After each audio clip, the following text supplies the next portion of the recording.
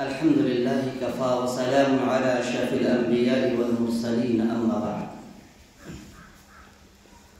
قال الله تعالى في القرآن المجيد: أعوذ بالله من الشيطان الرجيم، بسم الله الرحمن الرحيم. الرحمن علم القرآن خلق الإنسان علمه البيان. عزیز طلبہ، جس کو ہم انسان تصور کرتے ہیں، کیا صحیح معنوں میں موجودہ انسان ہے؟ یہ سوال ہے.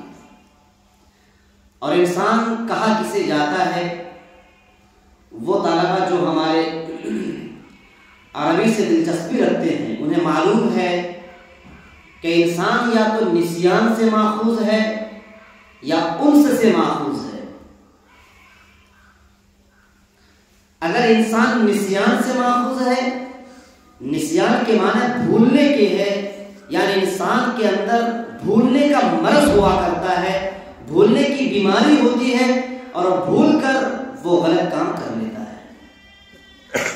لیکن راجح یہ ہے کہ انسان انس سے ماخوذ ہے، اور انس کے معنی محبت کے آتے ہیں، بھائی چارگی کے آتے ہیں، مودت کے آتے ہیں، غمخواری کے آتے ہیں اور ہمدردی کے آتے ہیں.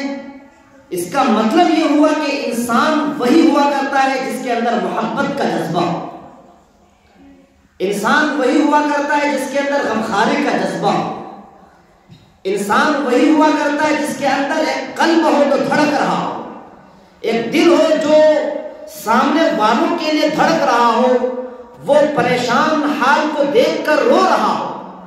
انسان وہی ہے جس کی آنکھیں پریشان حال، مجبور اور بے کس، لاچار اور بے سہارا کو دیکھ کر ڈبڈبا رہی ہو. انسان وہ ہے جو بے کسوں کو دیکھ کر اپنے ہاتھوں کو بڑھائے تعاون کی غرض سے. انسان وہ ہے جو اپنے قدموں کا استعمال کرے اپنے سامنے والوں کے مدد کے لیے. اگر کوئی انسان اپنے آپ کو انسان تصور کرتا ہے، یہ تمام اوصاف اس کے اندر ہونا ناگزیر ہے، ضروری ہے. اگر ہمارا دل پتھر ہو جائے ہم انسان نہیں ہو سکتے ہیں. اگر ہماری آنکھیں سوکھ جائیں ہم انسان نہیں ہو سکتے ہیں. اگر ہم انسانیت کے بجائے ہمارے اندر درندگیت کی صفت پیدا ہو جائے، حیوانیت کی صفت پیدا ہو جائے، شیر اور چیتوں کی صفت ہمارے اندر پیدا ہو جائے، یقیناً جانے ہم انسان نہیں ہیں.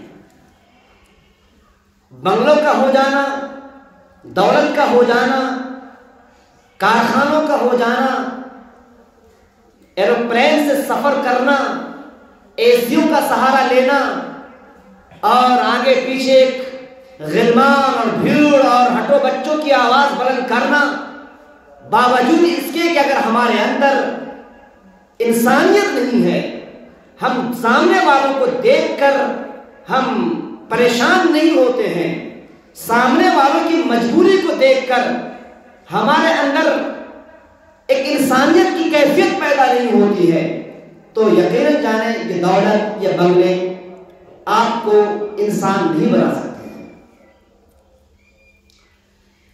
اگر کوئی شخص جھگی میں رہتا ہے، جھوپڑے میں رہتا ہے، اگر کوئی شخص دانے دانے کے لیے ترس رہا ہے، لیکن وہ سامنے کی مجبوری کو دیکھ کر، سامنے والوں کی پریشانی کو دیکھ کر دست تعاون دراز کرتا ہے کسی نہ کسی تعلق سے، کسی نہ کسی کونے میں، کسی نہ کسی گوشے سے، تو یقین جانے کہ وہ انسان ہے، گرچہ وہ دنیا میں اعتبار سے مفلس ہونا چاہتا ہے. موسم سرما چل رہا ہے. موسم سرما میں عام طور سے من جانب اللہ ایک آزمائش ہوتی ہے، اللہ کی طرف سے امتحان ہوتا ہے. کتنے سے لوگ ہیں جو شبنم کی آغوش میں کھلے آسمان کے نیچے پگڈنڈیوں پر رات گزار رہے ہوتے ہیں.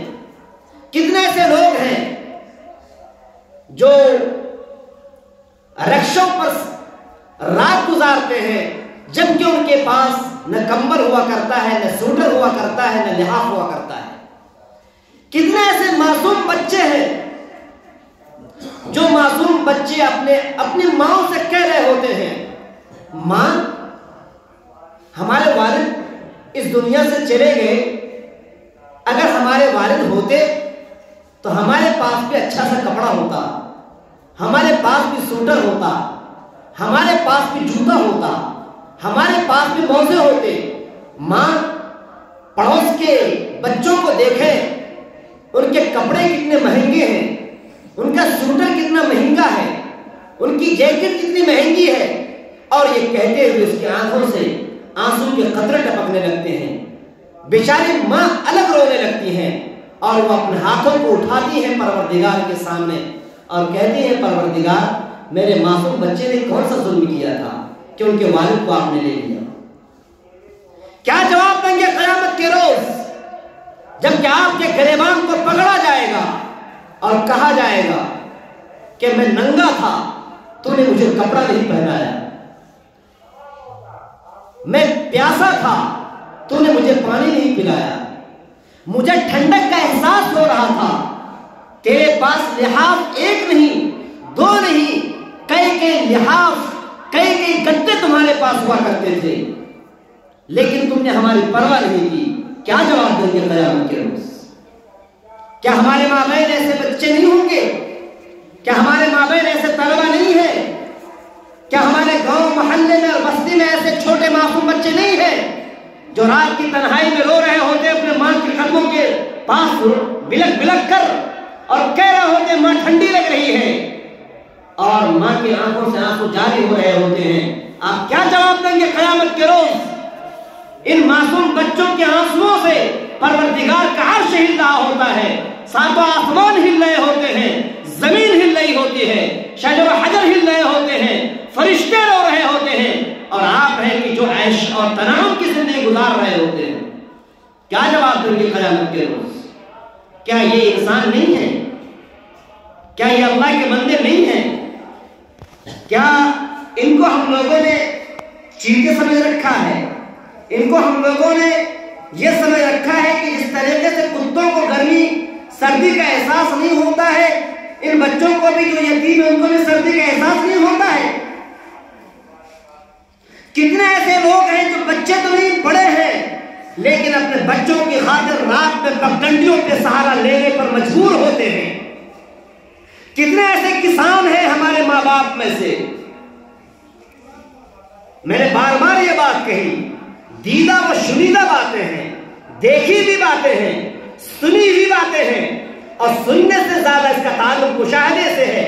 ہماری آنکھوں نے دیکھا ہے، جب ہم لکھنؤ میں ہوا کرتے تھے اس وقت ہماری ٹیم ہوا کرتی تھی، رات کی تنہائی میں جب ہم لوگ گشت کیا کرتے تھے، ہمارے پاس سامان ہوا کرتے تھے، کمبل ہوا کرتے تھے، اور ان لوگوں کے پاس جاتے تھے، نہیں پوچھا کرتے تھے یہ مسلمان ہے یا کافر ہے، یہ اللہ کو مانتا ہے یا اللہ کو گالی دیتا ہے، یہ ہمارا بھائی ہے یا ہمارا دشمن ہے، نہیں پوچھا کرتے تھے۔ لیکن ہماری آنکھوں نے مشاہدہ کیا، ہزاروں کی تعداد میں لوگ پگڈنڈیوں پر رات گزارتے تھے، شبنم کے آغوش ہوا کرتی تھی، اور رات وہاں پر وہ گزارنے پر مجبور ہوتے تھے۔ آخر کس کی خاطر؟ کیا وہ اللہ کے بندے نہیں ہیں؟ اللہ کی مخلوق نہیں ہے؟ افسوس کی بات تو یہ ہوتی ہے، اگر ہم نے ہیلپ بھی کیا، اگر ہم نے کسی کا سہایتا بھی کیا، اگر ہم نے کسی کی مدد بھی کی تو ہم نے اس کے چہرے کو دیکھا، اگر یہ مسلمان ہے تو ہم نے اس کی مدد کی، اگر یہ مسلمان نہیں ہے تو ہم نے مدد کرنے سے آغاز کیا۔ حضرت ابراہیم علیہ السلام کے پاس ایک شخص آیا اور کہا مجھے بھوک لگ رہی ہے۔ حضرت ابراہیم علیہ السلام کو پتا چلا کہ یہ شخص مسلمان نہیں ہے، یہ شخص اللہ کو نہیں مانتا۔ حضرت ابراہیم علیہ السلام نے انکار کر دیا اور کہا واپس چلا جائے وہاں سے۔ اللہ تبارک و تعالیٰ کا غصہ نازل ہوا کہ اسلام قبول کرنا تو بات کی بات ہے، پہلے یہ انسان ہے، پہلے یہ میرا بندہ ہے، میں نے اس کو پیدا کیا، تمہیں یہ حق کس نے پہنچا دیا؟ تمہیں یہ حق کس نے دیا کہ تم جس کو چاہو اس کو کھلاؤ اور جس کو چاہو تم انکار کر دو؟ یہ بھی میرا ہی بندہ ہے۔ ہدایت کا دینا، ملنا نہ ملنا یہ ہمارے ہاتھ میں ہے، لیکن تمہارے اوپر یہ لازم ہے کہ بدون کسی تفریق مذہب کے، بدون کسی تفریق اپنائیت کے کہ یہ میرا بھائی ہے، یہ میرا دشمن ہے، نہیں، بلکہ ہر ایک کا ہیلپ کرنا اور ہر ایک کی مدد کرنے کی ذمہ داری ہم میں سے ہر ایک کی یہ لازمی ذمہ داری ہوتی ہے۔ میرے عزیز طلبہ، یہ ہم تصور نہ کریں کہ ہمارے پاس 1000 روپے ہوں گے تو ہی ہم اللہ کے راستے میں خرچ کریں گے۔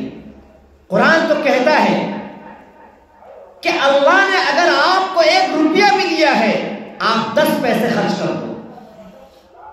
والذین یؤمنون بالغیب ویقیمون الصلاة ومما رزقناہم ينفقون ومما رزقناہم ينفقون۔ اللہ نے آپ کو کچھ بھی دیا ہے آپ اللہ کے راستے میں خرچ کرو۔ یہ ترغیب آپ اپنے والدین کو دو، یہ ترغیب آپ اپنے گھر والوں کو دو، یہ ترغیب آپ ممبر و محراب سے اپنے گاؤں والوں کو دو۔ یہ مت سمجھو کہ آپ کے پاس بنگلے ہوں گے تو اللہ کے راستے میں خرچ کریں۔ ہو سکتا ہو کہ آپ کے 10 پیسے کی بدولت ان کے سوٹر نصیب ہو جائے، 10 پیسے کی بدولت ان کے آنسو خشک ہو جائے، قیامت کے روز آپ کے نجات کا ذریعہ ہو سکتا ہے۔ لیکن افسوس کی بات ہے ہمارے بازو میں بچہ سو رہا ہوتا ہے، ہم جان رہے ہوتے ہیں کہ ان کے پاس کمبل نہیں ہے اور ہمارے پاس 2 کمبل ہے، ایک کمبل کو ہم نیچے بچھاتے ہیں اور ایک کمبل کو ہم اوڑھتے ہیں، اور بازو وہ بچہ رات بھر کپکپا رہا ہوتا ہے، ٹھٹھر ٹھٹھر کا رات گزارنے پر مجبور ہوتا ہے، لیکن ہمارا دل پتھر ہے اور ہم اپنے آپ کو انسان تصور کرتے ہیں۔ قرآن کہتا ہے الرحمن علم القرآن خلق الانسان۔ اللہ تبارک و تعالیٰ اپنے آپ کو رحمان کہتا ہے۔ رحمان کا مطلب جس کے اندر ایک دھڑکتا ہوا دل ہو۔ ہمارا اللہ نہیں دیکھ رہا ہے کہ ہمیں گالی دے رہا ہے یا ہماری عبادت کر رہا ہے، اللہ ہر ایک کو کھلاتا ہے۔ وَمَا مِن دَابَّةٍ فِي الْأَرْضِ إِلَّا عَلَى اللَّهِ رِزْقُهَا۔ یہ اللہ تبارک و تعالیٰ اپنے اوپر یہ ذمہ داری لے رکھی ہے۔ ہم انسانوں نے تفریق کر دی ہے کہ ہم اس کو کھلائیں گے اور اس کو بھگائیں گے، اس کو پہنائیں گے، اس کو ہم ننگا چھوڑیں گے، یا ہم انسانوں نے یہ بھید بھاؤ کر رکھا ہے۔ ہمارے پروردگار کی یہ صفت نہیں ہے، اور ہمارے پروردگار نے الرحمن کے بعد لفظ الانسان کا تذکرہ کیا اس بات کی تلقین کرنے کے لیے کہ اے لوگو میں رحمان ہوں، تم بھی اپنے اندر رحمت کی صفت پیدا کرو۔ ارحموا من فی الارض یرحمکم من فی السماء۔ زمین والوں پر اگر تم رحم کرو گے اللہ جو آسمان والے ہیں تم پر رحم کریں گے۔ کتنے لوگ رحم کرتے ہیں، کتنے لوگوں کے آنسو نکلے ہیں صرف اس بنیاد پر کہ ہمارا بھائی بھوکا ہے، کتنے لوگوں کے آنسو نکلے صرف اس بنیاد پر ہمارے بھائی کے پاس کپڑے نہیں ہیں، ہمارے بھائی کے پاس کمبل نہیں ہے، اور ہم کہتے ہیں ہم انسان ہیں۔ نہیں ہو سکتے ہیں انسان، بلکہ کتا جو ہوتا ہے نا اپنے آقا کو پہچانتا ہے اور اپنے آقا کو دیکھ کر دم ہلاتا ہے، لیکن ہم تو وہ ہو چکے ہیں جس کے بارے میں قرآن کہتا ہے وَلَقَدْ ذَرَأْنَا لِجَهَنَّمَ كَثِيرًا مِنَ الْجِنِّ وَالْإِنسِ لَهُمْ قُلُوبٌ لَا يَفْقَهُونَ بِهَا وَلَهُمْ آذَانٌ لَا يَسْمَعُونَ بِهَا وَلَهُمْ أَعْيُنٌ لَا يُبْصِرُونَ بِهَا وَلَهُمْ آذَانٌ لَا يَسْمَعُونَ بِهَا أُولَئِكَ كَالْأَنْعَامِ بَلْ هُمْ أَضَلُّ۔ یہ انسان ہے، ہم نے تو کان دیے تھے تاکہ وہ سنیں، ہم نے آنکھیں دی تھی تاکہ وہ دیکھیں، ہم نے دل دیے تھے تاکہ دھڑکتے رہے ان کے دل سامنے کی مجبوری کو دیکھ کر، لیکن نہ دھڑکے ان کے دل، نہ بہی ان کی آنکھیں، نہ بڑھے ان کے ہاتھ۔ یہ قسم خدا کے انسان نہیں ہے بلکہ جانور ہیں، بلکہ جانوروں سے گئے گزرے ہوئے ہیں۔ جانور سے گئے گزرے کون ہوتے؟ خنزیر ہیں۔ الانعام، لفظ الانعام کا تصور جو ہوتا ہے معقول اللحم پر ہوتا ہے، یعنی گائے پر ہوتا ہے، اونٹ پر ہوتا ہے، دمبے پر ہوتا ہے، بکری پر ہوتا ہے۔ قرآن نے کہا کہ یہ دمبے بھی نہیں ہے جس کا گوشت آدمی کھا لے تو سکون مل جائے، بلکہ دمبوں سے، گایوں سے، اور اس سے بھی آگے بڑھ کر کہا کہ وہ جانور ہے جس کا گوشت حرام ہے۔ اولئک کالانعام بل ہم اضل۔ یہ انسان تو ایسے وہ ہیں جن کا گوشت بھی جائز نہیں ہے۔ عزیز طلبہ، عجیب بات یہ قرآن ہم لوگ پڑھتے ہی نہیں ہیں، اپنے آپ کو طالب علم تصور کرتے ہیں لیکن قرآن پر ذرہ برابر توجہ ہمارے نہیں جاتی ہے کہ قرآن آخر ہم سے کہتا کیا ہے. ہم اللہ تعالیٰ کے کہتے ہیں بس نعرے لگاتے ہیں, نعرے تکبیر اللہ اکبر, اس کا مفہوم کیا کبھی ہم نے عمل کیا اس پر؟ ہمارے نبی صلی اللہ علیہ وسلم کی جو سنتیں ہیں, میں معاف کیجئے گا ہم تو فرائض پر عمل کرتے ہیں لیکن کیا سنتوں پر عمل کرتے ہیں؟ کیا ہماری زندگی میں سنتیں آ رہی ہیں؟ کیا یہ سنت نہیں ہے اللہ کے نبی صلی اللہ علیہ وسلم کی کہ انہوں نے اپنے یتیم بچوں کا وہ سہارا بن گئے؟ کتنے لوگ یہاں پر ہیں جو یتیم بچوں کا سہارا بنے ہوئے ہیں؟ کیا آپ کے بھائیوں میں کوئی یتیم نہیں ہے؟ کیا آپ نے اپنی جیب سے کبھی 10 روپے خرچ کر کے اس یتیم بچے کو پکوڑے میں شریک کیا؟ کبھی آپ کے دسترخوان پر وہ یتیم بچہ کبھی بیٹھا؟ آپ نے تو بس دوست اس کو بنایا نا جن کے پاس پیسے ہیں, جن کے پاس ماں باپ ہیں, جن کے پاس اچھا سا بنگلہ ہے, تاکہ تم گھر جاؤ تو عیش کے ساتھ ان کے گھر جاؤ, تاکہ ان کے باپ سے تمہاری ملاقات ہو. یہ یتیم بچہ یتیم ہے نا, بیچارہ غریب ہے, نہ ان کے پاس گھر ہے جہاں پر وہ ٹھہرایا آپ کو, نہ اس کے پاس وہ دانا ہے جو آپ کو کھلایا آپ کو. لیکن ہمارے نبی صلی اللہ علیہ وسلم نے یتیمی کی زندگی گزاری ہے اور یتیموں کا وہ سہارا بنے. الم یجدک یتیما فآوی ووجدک ضالا فہدی. ہمارے نبی صلی اللہ علیہ وسلم بھی یتیم تھے. اگر ہم یتیموں کا سہارا بن جائیں کہ ہمارے لیے شکایت ہو جائے گی؟ اگر ہمارا دوست کوئی غریب ہو جائے, ہمارا دوست ایسا ہو کہ اس کے کپڑے بوسیدہ ہیں, اس کے کپڑے پر پیوند لگے ہوئے ہیں, کیا دنیا والے ہمیں گالیاں دیں گے؟ اذا المرء لم يدنس من اللؤم عرضه فكل رداء يرتديه جبين. یہ ذہن میں رکھ لو, اگر کسی کا کپڑا پیوند لگا ہوا ہے لیکن اخلاق اس بچے کا اچھا ہے, وہی سب سے بہترین بچہ ہے.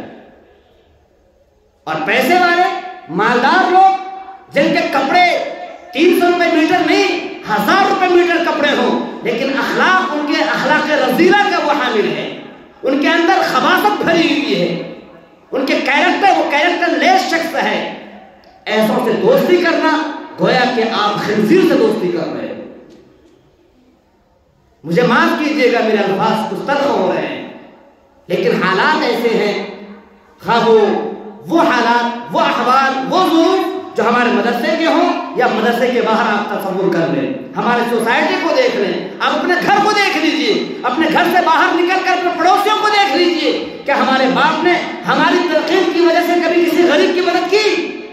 لہذا آج آپ سے التجا کرتا ہوں کہ آپ میں سے ہر کوئی اپنے گھر فون کرے جمعے کی نماز کے بعد, ابا جان آپ 10 روپے نکالیے اپنی جیب سے, ابا آپ 10 روپے نکالیں, امی 10 روپے آپ نکالیں, اگر آپ کو بڑا بھائی ہے 10 روپے آپ نکالیں, 30 روپے ایک موزہ آئے گا کسی ایک غریب بچے کو دے دیجیے. جتنے لوگ یہاں پر بیٹھے ہوئے ہیں 100 لوگ 200 لوگ بیٹھے ہوئے ہیں, ہو سکتا ہو کہ آپ کے ایک ایک گھر سے 200 بچوں کا اگر تعاون ہو جائے اور پورا معاشرہ اگر یہ ٹھان لے تو پوری دنیا میں ہر بچے کا تعاون ہو سکتا ہے آسانی کے ساتھ.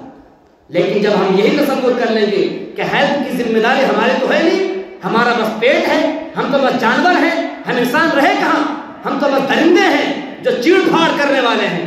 ارے سانپ, ارے شیر بھی شیر پر حملہ نہیں کرتا ہے, بس یہ انسان ہے جو انسانوں پر حملہ کرنے کو بیٹھا ہوا ہے. اور انسان سوچتا ہے کہ میں انسان ہوں.